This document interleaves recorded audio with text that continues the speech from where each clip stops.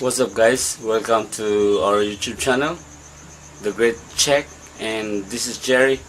In this video I'm going to share to you as what we have experienced these days, that Taal Volcano is erupting, and it caused valuable items, valuable things from those people who are affected by the eruption of Taal Volcano. And we need to know also, as I'm sharing to you in this video, some of the active volcanoes in our country.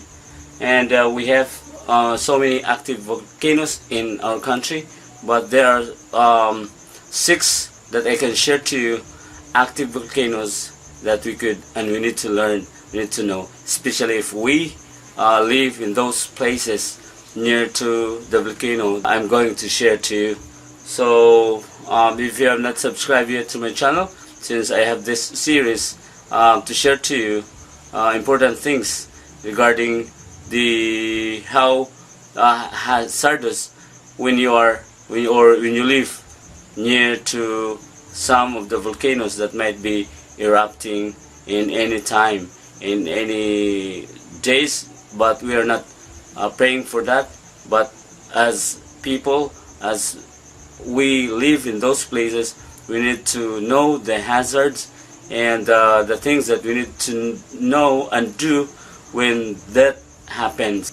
So please subscribe if you haven't subscribed yet, so that you will be notified when we have new videos like this, and you will also be informed, and your knowledge will be enhanced also, as you let me share this to you. So there are active volcanoes in our countries, but there are only 6 most active volcanoes in our countries. That's what you can see on the screen. We have the Pinatubo. Mount Pinatubo is an active volcano that is located in the mountainous places, mountain provinces of, or in one of the mountains of Tarlac, Zambales, and Pampanga. As what we know, that Pinatubo has erupted, and it erupted, as I will share to you later on in the next slides. So the next one is Mayon volcano. Everyone knows that, especially if you are a Filipino.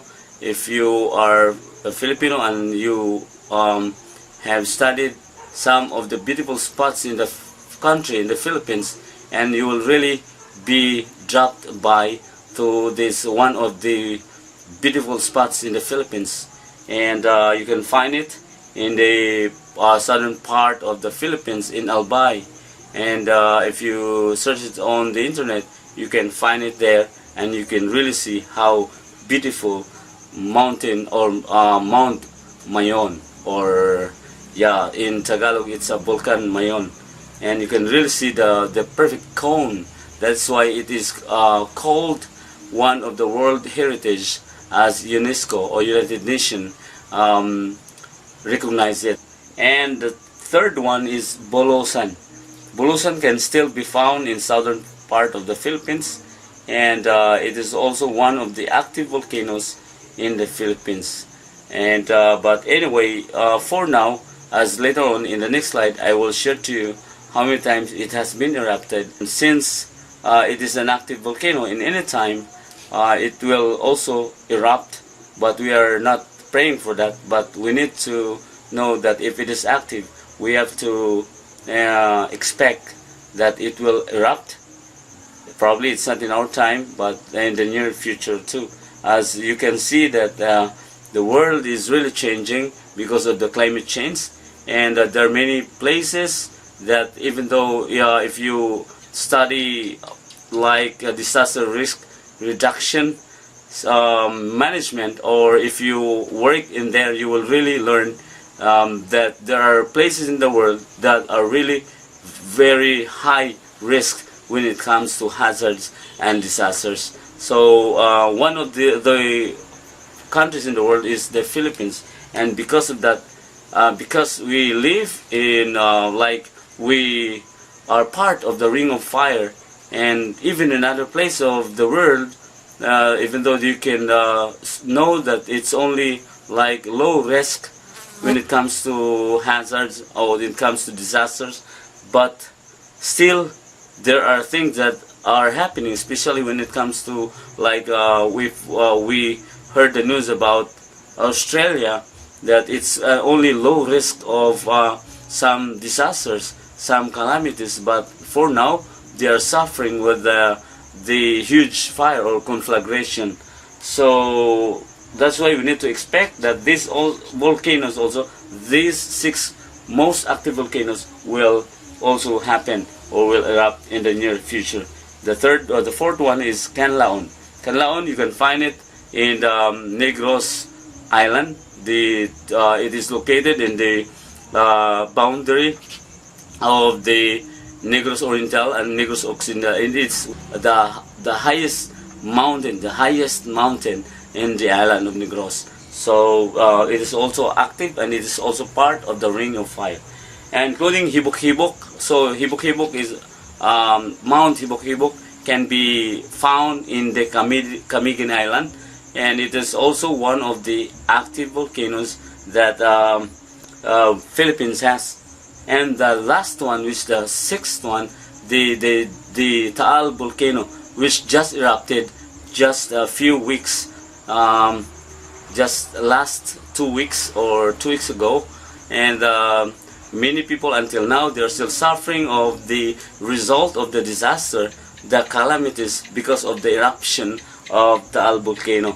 And we know that they are suffering until now because it erupts, and it causes like too many casualties, not casualties like people, because it erupts few days before, and almost because of the response of the government to these calamities, to the eruption of Taal Volcano. So it is like almost everyone was saved, but the houses and their animals and some of their valuable things have been left. Still, it is one of the problems of the country is facing now, because it also once again affects the economy, since almost the whole Manila, the whole part of Batangas, which is Taal Volcano, as what we know that it's part of the province of Batangas, and the whole almost the radius of the result of the eruption of Taal Volcano is quite wide, that almost everyone, even in Manila, they suffer the hazard or the asphalt or the some of the ashes that come from Taal Volcano's eruption reached Manila. Alright, so we are here. We will tackle about the impacts of Mount Pinatubo when Mount Pinatubo erupted. So its eruption, the recorded eruption was in 1991. So it erupted in that year. These are the impacts of the eruption of Mount Pinatubo. The roof of the houses collapsed because of the ashes and some of the debris that come from the mouth of Mount Pinatubo during the eruption. It ejected into the air, and it fell on the roof of the houses and killing people in Zambales. There are also people who were casualties, or there were people who were killed during the eruption. And of course the impacts also that the Mount Pinatubo give is that the flight were cancelled at that time. So these are one of the hazards when the volcano erupts, because one of those that will be affected near the place of the volcano was if there are flights, the flights will be cancelled. During its eruption, it gives pyroclastic flow. So the pyroclastic flow from the mouth of Mount Pinatubo, then it runs towards the feet of the volcano, and it also gives ashfall, as what I said, that because of the ashfall, the roofs collapse, and the killing of people, it kills people in some valleys, especially around the Mount Pinatubo. And lahar, of course, lahar occurrence continued to be a problem until the succeeding 5 years after the 1991 eruption. So it causes lives, and also especially our economy was really affected at that time. That's why it's hard for Philippines to like develop, because of our the way, or the things that we always face almost every year. It's not only because of the volcanoes that erupt, but also we have typhoons, we have earthquakes, we have almost everything. Because our country is really, if you see the World Risk Report, they said that Philippines is one of the countries that is really high risk. We have that indicators that Philippines is really high risk of disasters, of many hazards. And the next one is Mayon volcano. So we all know that Mayon volcano, as what we learned from our history, even our geography, that Mount Volcano is really a perfect cone. It's really nice volcano. It is different from other volcanoes in the Philippines. And the recorded eruption is from 1814. It erupted in that year, 1984, 1993, 2000 to 2001, and also 2014. 2014 was really a sudden phreatic explosion, killed some tourists and hikers. That was really sudden, because of course, if you see the volcano, it really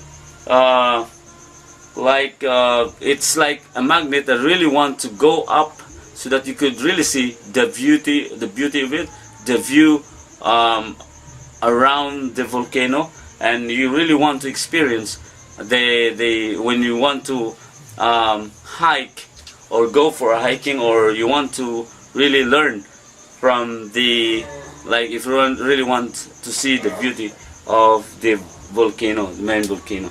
But that was in the year 2014 that it erupts suddenly, and it has a phreatic explosion and killed some tourists and hikers. So with this, even in 1993, about 70 people, mostly tending their vegetable farms, were killed at that time. Because of course, when it erupts, even though especially if we have like our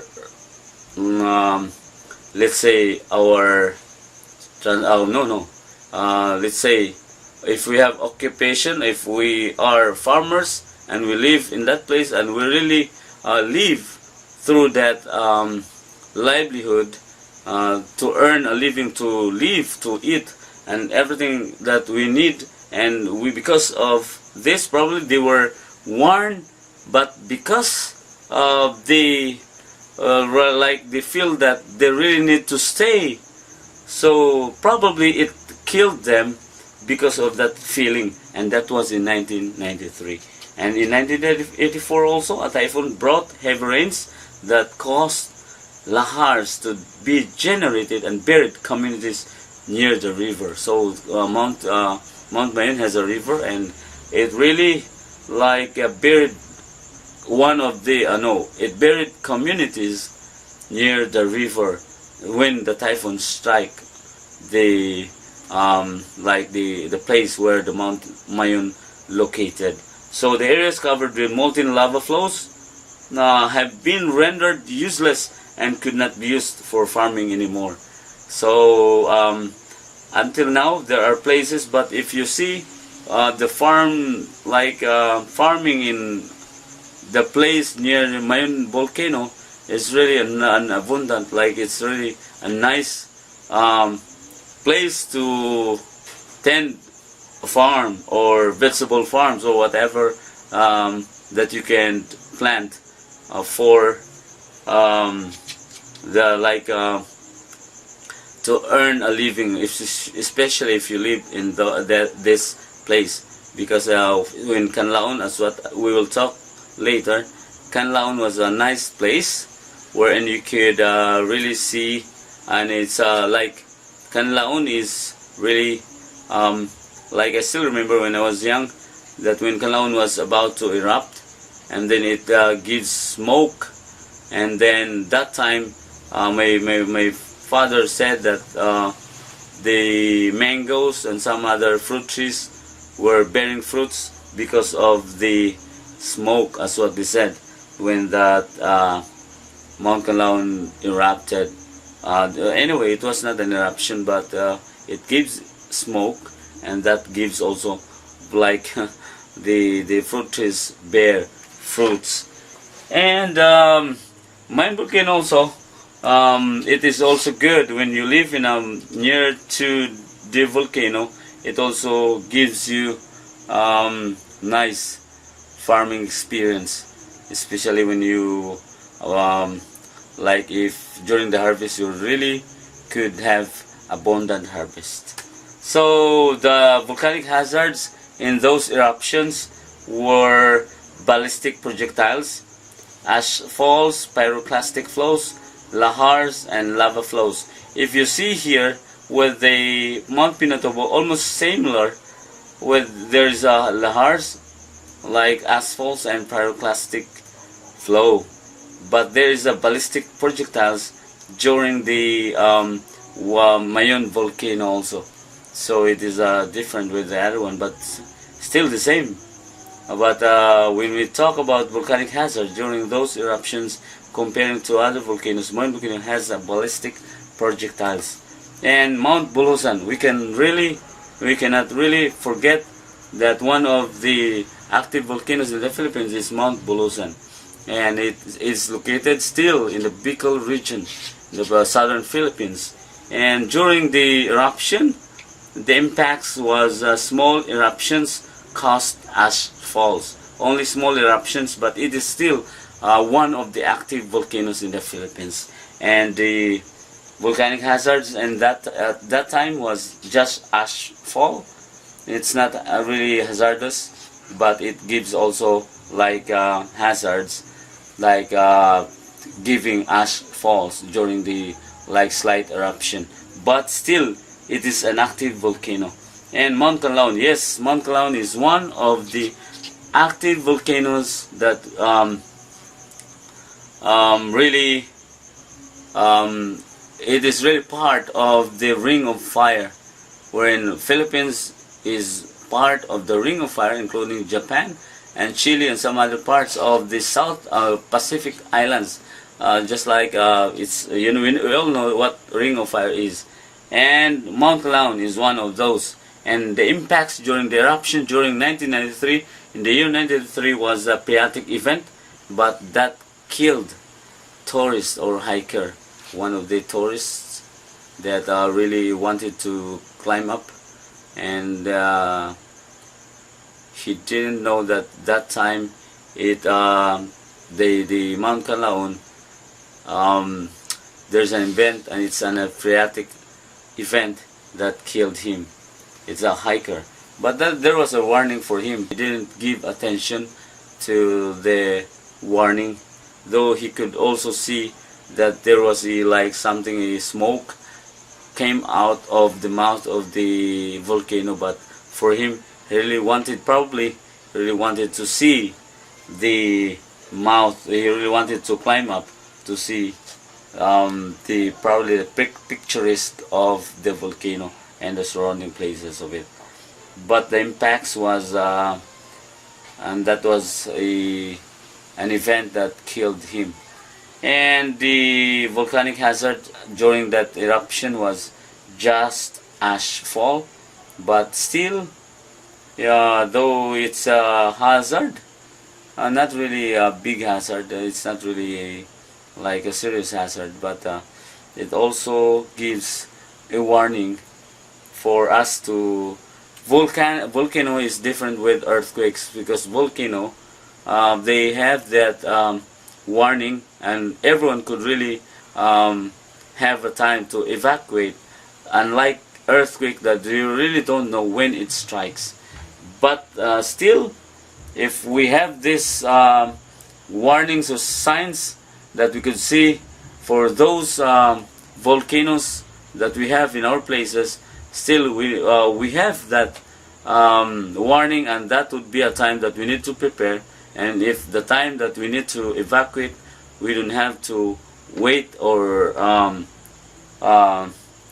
like we don't have to waste time.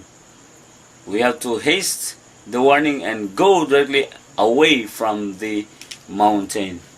And Mount Hibok-Hibok. Yes, Mount Hibok-Hibok is one of the active volcanoes in the Philippines, and it is found in Camiguin Island. So it is a nice place, a wonderful place, also one of the tourist spots in the Philippines. And Mount Hibok-Hibok is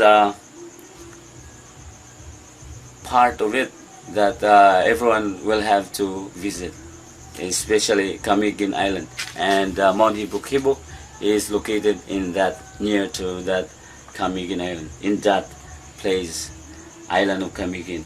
And during the eruption in 1951, about 500 casualties from the town of Mambahaw, when pyroclastic flows swept the area. So, though it was too long ago, that was in 1951, but still people in the area should have to be aware of that it is still, and it is an active volcano, and still there is a time that it will erupt in the future, and everyone will have to know how to and what to do during the eruption, before the eruption, during the eruption, and after the eruption. So it says that during the eruption of Mount Hibok-Hibok, the volcanic hazard that they experienced was a pyroclastic flows. So that swept the areas around it. Almost 500 casualties from the town of Mambahaw when the eruption happened, that swept the area when pyroclastic flows swept the area. So the next one is Taal Volcano. So Taal Volcano just erupted 2 weeks ago, but it also erupted in 1754. That was too long ago, and in the year 1911 also, and in 1965 it also erupted. So that was the last time when it erupted, but few days ago, few weeks ago, 2 weeks ago, it erupted, and it gives ash that covered the communities in this time during the eruption in 1754, in 1911, 1965. During those eruptions, the ash covered the communities on the island as well as those nearby, and the whole island was really devastated during those eruptions. If you see the place in Taal Volcano, there is a lake, and the whole island if you see the location of the island, the shape or the formation of the islands of the place around Taal Volcano, you can really see in there that there is that during those eruptions the whole island was devastated. So the volcanic hazards during those eruptions was ashfall or tephra fall, then pyroclastic flow and lava flow, and that was in 1968 and 1969 that it gives lava. It erupts, or it like puke. lava, and it flows down to the feet of the volcano. Okay, so and until this month it also erupts, so that also warns us that we need to at all times prepare, because we don't know when it strikes. And if we live in, like, if we live near, or if we live at the feet of the volcano, we really have to expect that if it is an active volcano, it will erupt in any time. Our government is really, for now, since we are already educated how to